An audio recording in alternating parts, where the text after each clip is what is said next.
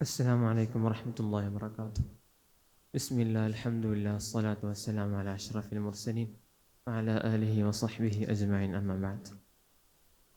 പരിശുദ്ധമായ ഖുർആനിലെ 100-ാം അധ്യായം സൂറത്തുൽ ആദിയാത്തിനെ കുറിച്ച് ചിലത് പരാമർശിക്കാം. 11 സൂക്തങ്ങളടങ്ങുന്ന സൂറത്തുൽ ആദിയാത്ത് മക്കിയാണെന്നാണ് പ്രബല അഭിപ്രായം. എന്നാൽ മദനിയാണെന്നുള്ള ന്യൂനപക്ഷ അഭിപ്രായമുണ്ട്. സൂറ സൽസലയുമായിട്ടുള്ള ചെറിയൊരു ബന്ധത്തെ ഇമാം സുയൂത്തി റളിയല്ലാഹു അൻഹു അസ്റാറു തർത്തീബിൽ ഖുർആനിലും ഇമാം ആലൂസി റളിയല്ലാഹു അൻഹു ഒക്കെ പറയുന്നത് വഅഖ്റജത്തിൽ അർളു അസ്ഖാലഹ എന്ന ആയത്ത് അഫലാ യഅലമു ഇദാ ബുഇസറ മാ ഫിൽ ഖുബൂർ എന്ന ആയത്തിൻ്റെ മുനാസബത്തിലൂടെയാണ് ആ ഒരു ബന്ധത്തെ സൂചിപ്പിക്കുന്നത്. സൂറത്തിൻ്റെ അവതീർണ പശ്ചാത്തലം നോക്കുകയാണെങ്കിൽ ഹബീബ് സല്ലല്ലാഹു അലൈഹി വസല്ലമ തങ്ങളുടെ ശരീഅത്ത് യുദ്ധവുമായി ബന്ധപ്പെട്ടിട്ടാണ് എന്നതാണ് പ്രബല അഭിപ്രായം. എന്നാൽ ഹജ്ജിന് വേണ്ടി അയക്കപ്പെട്ട ഒട്ടകങ്ങളെ കുറിച്ച് പരാമർശിക്കുന്നതാണെന്നുള്ള അഭിപ്രായമുണ്ട്. ബനു കിനാന ഗോത്രത്തിലേക്ക് സ്വഹാബത്തിനെ അയക്കുകയും തുടർന്ന് അവരുടെ ഒരു മാസക്കാലത്തോളം അവരെക്കുറിച്ച് ഒരു വാർത്തയും റിപ്പോർട്ടും ഒന്നും കിട്ടാതെ വിഷമിച്ചിരിക്കുന്ന ഹബീബിൻ്റെ ചാരത്തേക്ക് ഒഴിവുകഴിവുകളും കള്ളന്യായങ്ങളും പറഞ്ഞ് മാറി നിന്ന മുനാഫിക്കുകൾ വന്ന് നബി തങ്ങളെ വിഷമത്തിലാഴ്ത്തുകയും പരിഹസിച്ച് അതിൻ്റെ പാരമ്യതയിൽ എത്തി ഇന്നഹും ഖദ് ഖുതിലു ജമീഅ, അവർ മുഴുവനും യുദ്ധത്തിൽ കൊല്ലപ്പെട്ടിട്ടുണ്ടാകും എന്ന് പറയുന്നിടത്തേക്ക് എത്തുകയും ചെയ്തെടുത്തു നിന്നാണ് സൂറത്തിൻ്റെ പശ്ചാത്തലം. സൂറത്തിനെ നമുക്ക് ചില ഭാഗങ്ങളാക്കി തിരിക്കാം.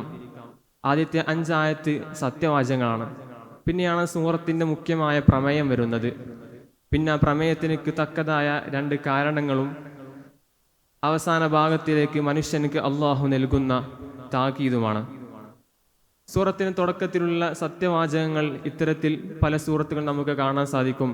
ഇതിൻ്റെ ഒരു ഉൾപ്പൊരുൾ എന്നുള്ളത് പറയുന്ന വിഷയം ഗൗരവപ്പെട്ടതാണ്. മുഖാത്തബിങ്ങളായ നമ്മൾ അതിലേക്ക് ശ്രദ്ധയൂന്നൽ നിർബന്ധമാണ്. അതുപോലെ തന്നെ ആ വിഷയവുമായിട്ട് നല്ല അഭേദ്യമായ ബന്ധമുണ്ട് എന്നുള്ളതും ഈ ഒരു ഖസമ് കൊണ്ട് ഫായിദ ലഭിക്കുന്നുണ്ട്. ആദിയാത്ത് കൊണ്ടുള്ള മുറാദ് ഒട്ടകമാണെന്നും കുതിരകളാണോ എന്നുള്ള വിഷയത്തിലുള്ള ഭിന്നിപ്പുണ്ട് എന്ന് സബ് നുസൂലിൽ നിന്ന് തന്നെ നമുക്ക് മനസ്സിലാക്കാൻ സാധിക്കും. ഇത് ഖുർത്തുബി ഇമാമ്, റാസി ഇമാമ് പോലത്തെ മോശമായ ഗ്രന്ഥങ്ങളിൽ വായിച്ചെടുക്കാൻ സാധിക്കും. എന്നാൽ വബഹ എന്നുള്ള പ്രയോഗത്തിലൂടെ ഭാഷാ പണ്ഡിതന്മാരായ അബു ഹയ്യാൻ റളിയല്ലാഹു അൻഹും അബു സഊദ് റളിയല്ലാഹു അൻഹും ഒക്കെ പറയുന്നത് തസ്വീറുൻ ജഹീറുൻ ഇൻദൽ അദ്വി ശദീദ്, ശക്തമായി ഓടുന്ന ഘട്ടത്തിലുള്ള കിതപ്പിനക്കാണ്. അവിടെ നസഫി ഇമാമും ചേർത്ത് കൊടുക്കുന്നുണ്ട് എന്നുള്ള ശബ്ദത്തെയാണ് അവിടെ ഊന്നി പറയുന്നത് എന്ന്. അത്തരത്തിൽ നോക്കുമ്പോൾ ആദിയാത്ത് കൊണ്ട് ഉദ്ദേശം ഇവിടെ കുതിരകൾ തന്നെയാണെന്നാണ് വിവക്ഷ. ആദ്യത്തെ 5 ആയത്തുകൾ തൻ്റെ യജമാനോടുള്ള പൂർണ്ണമായിട്ടുള്ള പിന്തുണയും നന്ദി പ്രകടനങ്ങളും ആയിട്ടുള്ള കുതിരകളുടെ വ്യത്യസ്ത ചിത്രങ്ങളാണ് നമുക്ക് കാണാൻ സാധിക്കുക. പിന്നീട് സൂറത്തിൻ്റെ പ്രമേയം ഇന്നൽ ഇൻസാനിൽ റബ്ബിഹി ലകനൂദ്, മനുഷ്യൻ തൻ്റെ യജമാനോട് മനസ്സാ വാചക കർമ്മന നന്ദി കെട്ടവനാണ് എന്ന് പറയുമ്പോൾ ഇതിൻ്റെ ശക്തത, അതിൻ്റെ തഅ്കീദിൻ്റെ ശബ്ദങ്ങൾ നമുക്ക് മനസ്സിലാകും.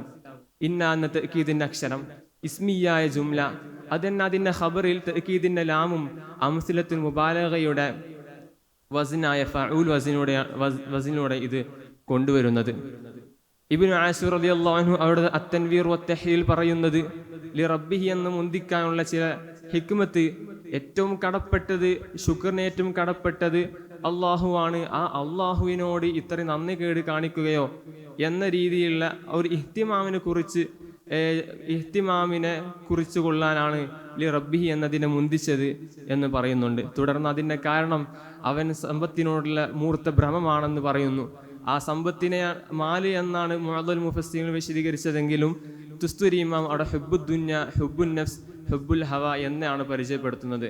തുടർന്ന് മനുഷ്യനുക്കുള്ള താക്കീതുകൾ പറയുന്നു.